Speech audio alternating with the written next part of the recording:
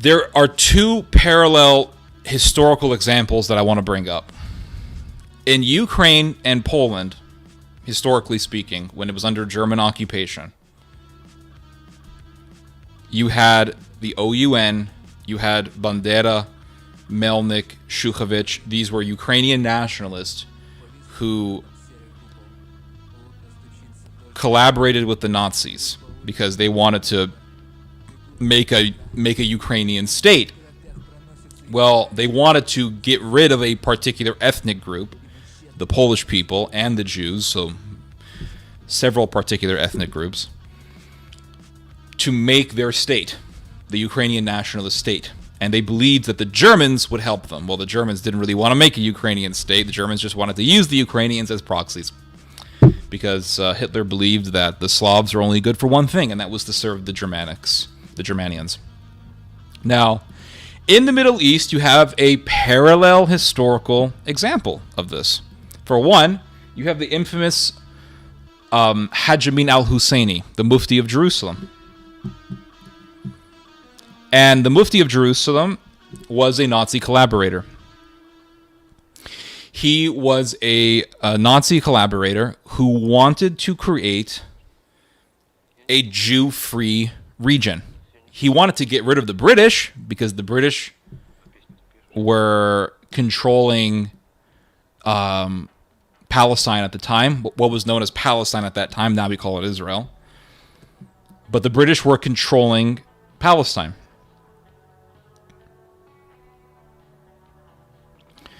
And he wanted to drive the British out, and he wanted to kill all the Jews. Now, there was another Nazi collaborator. So basically what I'm saying, just to rewind a little bit here, is that the Middle East has its own bandera, the Mufti. All right, specifically the West Bank and Gaza. They have their own bandera, the Mufti. Now here's another one. Here is a Palestinian hero. Also a Nazi collaborator. Let me show you guys this picture. Here we go. So here he is over here. There he is, this guy.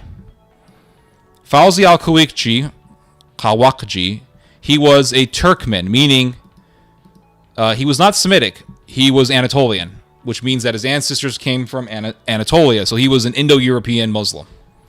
They call these Turkmen, and Turkmen live in Syria. You can find them in Iraq. And these are basically the descendants of Anatolian Muslims who settled in the Middle East some time ago, probably in the Middle Ages, if I had to guess. It's quite common to see Turkic people. Well, not quite common, but it's not uncommon, or it's not... it's not uncommon to see people in the West Bank who have some kind of Turkic blood. I myself have Turkic blood. My great-grandmother, or my great-great-grandmother, was Uthmani. She was Ottoman. So you have Palestinians who have Turkic blood. This guy, I think his family came from Syria or Lebanon. But anyway, this guy, Kawikji, he is one of the heroes of the Palestinian liberation movement. He is another Bandera. City of Tripoli, which is in Lebanon. Okay. See here. Gilbert Achkar has described him as Arab nationalism's leading military figure in the interwar period. So World War I, he fought for the Germans and the Ottomans, and the Germans really admired Kawikji. And it even says here, let me see if the camera's picking this up. Let me make this a little bit smaller. There we go. Let me make it a little bit smaller. I know, guys, this is a pain in the ass. I wish there was a way that I could make this easier. So it even says here, Al-Kawikji conducted infiltrations behind British lines to report back directly to General Otto Lehman von Sanders. And in his operations, he served as special assistant to a cavalry officer, a certain von Laser. When his loyalty as an Ottoman officer was questioned because of his Arab origins, von Laser wrote a letter in his defense, which states, etc., etc., and this guy was a really good fighter, blah, blah, blah, blah, blah. So after the Ottoman Empire collapsed, he fought for this short-lived Arab kingdom in Syria. He fought against the French, and then he joined the French. And then eventually he joined the Germans. World War II, Berlin. After suffering serious wounds fighting the British in Iraq, Al-Qawiqji was transported to Vichy French-held Syria. So he was with the French collaborators, the French Nazi collaborators, and then made his way to Nazi Germany. So here we go, guys. We're seeing the Middle Eastern Bandera. This is the Middle Eastern Bandera, right here. Very simple. He remained in Germany for the remainder of World War II. I'm trying to get a good distance between myself and the mic here. I don't want to be too loud. Recuperated from his wounds and married a German woman named Annalisa Müller. Al-Qawiqji's sojourn in Germany has been the subject of considerable controversy, etc., etc. So he did have some kind of... he didn't really trust the Germans that much initially, but then eventually he joined them. So it says here he opposed incorporating Arab units into the Axis armed forces, since he preferred their formation into an independent Arab nationalist army. He was awarded the rank of a colonel in the Wehrmacht and given a captain to act as his aide along with a chauffeured car, etc., etc. The Germans used Al-Qawiqji's name and reputation extensively in their propaganda. So it says here in Germany, Al-Qawiqji continued to oppose the Allies in cooperation with other Arabs who were allied with the Axis powers, including the two competing leaders of the pro-Nazi Arab factions, Grand Mufti Husseini and former Iraqi Prime Minister Rashid Ali al-Gailani. So here you go. This guy was a Nazi collaborator. Now, after World War II, 1945, he was captured by Soviet forces. I just want to get this one thing stated. He was captured by Soviet forces and reportedly held prisoner until February 1947. So he was arrested by the Soviets by the end of the war, and then he was held by the Soviets until 1947. In 1947, Al-Qawiqji traveled to Egypt via France and proclaimed that he was at the disposition of the Arab people should they call on him to take up arms again. So he eventually joined forces with the Army of the Holy War, Army of Jihad, which was led by the Grand Mufti of Jerusalem, Hajj Amin al-Husseini, who was a Nazi collaborator. So you see, you have here Fawzi al-Qawiqji, and you have the Mufti of Jerusalem, all Nazi collaborators. And look what it says here.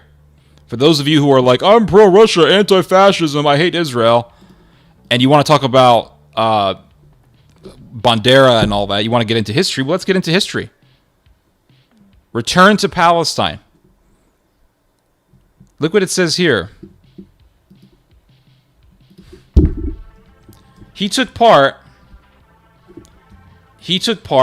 in the war, the first war in Palestine between the Arabs and the Jews. And this is actually considered it's actually considered to be a civil war. It is classified as a civil war because this was before Israel was independent. So the Arabs and the Jews under the British were both considered Palestinian. Check this out. Fighters and arms from abroad.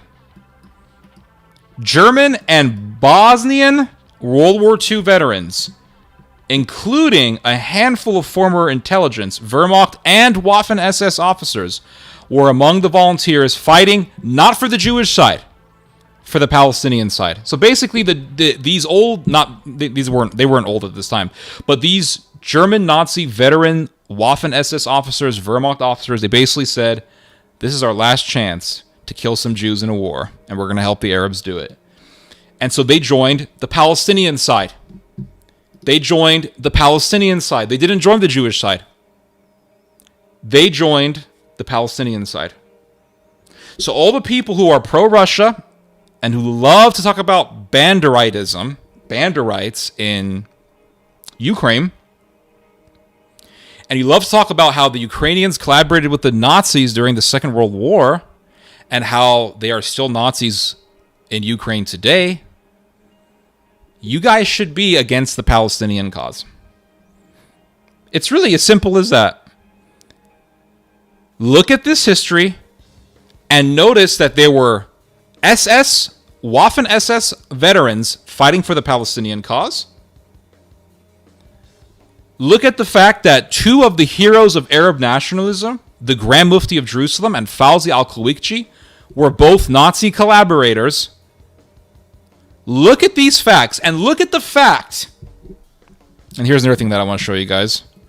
Look at the fact that you still have Hitler sympathy in the Palestinian world. Last week, I showed you guys an article about one of the faces of the Palestinian resistance, Ahed al-Tamimi. What did Ahed al-Tamimi say? This is the courageous Palestinian girl who slapped a IDF officer or whatever. What is wrong with this thing? This thing is acting up. Something's wrong.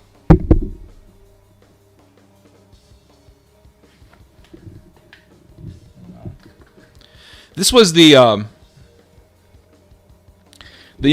courageous Palestinian girl who slapped an IDF officer.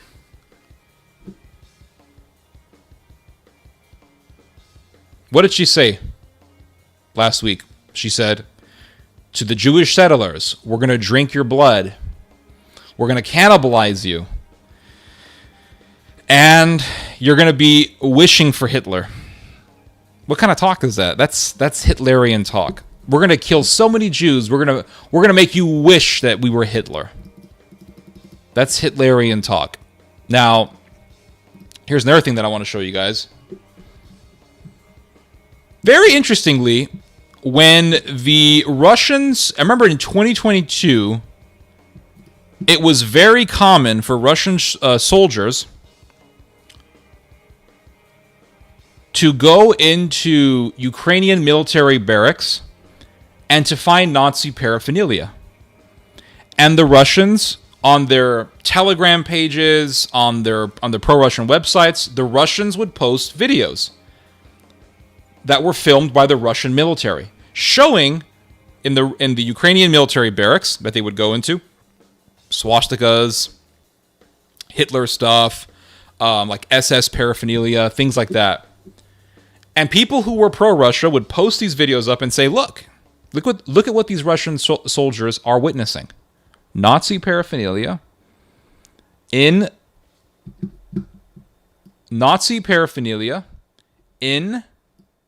the Ukrainian military barracks.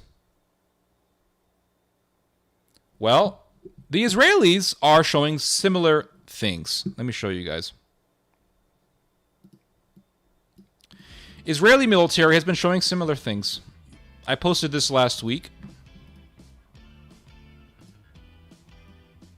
Check this out. Here we go. Look at this. Let me make this a little bit bigger.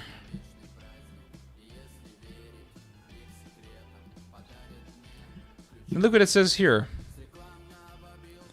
Israeli soldiers discovered a copy of Hitler's Mein Kampf in a children's room of a home which was made into a military base for Hamas. The book had underlinings and margin notes indicating that it was being read within the base.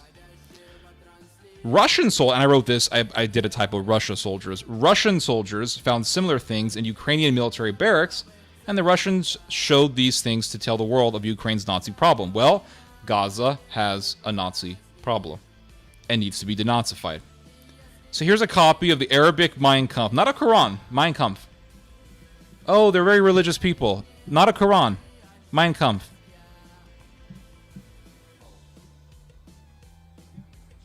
And I had my dad translate because I was curious as to what lines of Mein Kampf what lines of Mein Kampf these guys were underlining.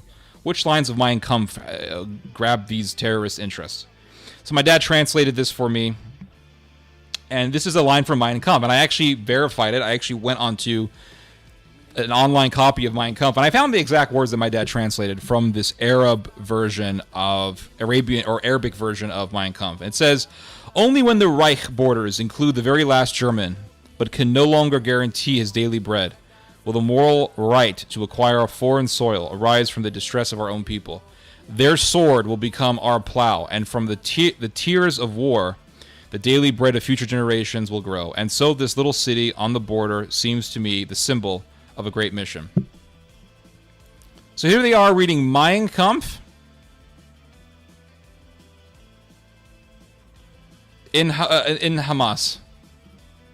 But yet you have people who are pro-Russia, who go Bandera, Bandera, Bandera, Bandera, Nazi, Nazi, Nazi, but then they support Hamas.